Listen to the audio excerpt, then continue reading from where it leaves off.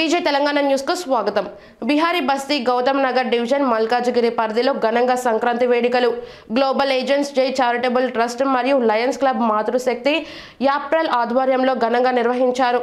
దాదాపు 70 మందికి పైగా చిన్నారులకు ఎంతో వైభవంగా భోగిపళ్ళు పోశారు. పెద్ద ఎత్తున మహిళలు పాల్గొన్నారు. ఈ కార్యక్రమంలో పండుగ సందర్భంగా శానిటేషన్ వర్కర్లను, అంగన్వాడీ టీచర్లను మరియు ఆయాలకు చీరలు ఇచ్చి ఘనంగా సన్మానించారు. ఈ కార్యక్రమంలో సభ్యులు సోమ భవానీ, పుచ్చ విజయలక్ష్మి మరియు కలగ పార్వతి తదితరులు పాల్గొన్నారు.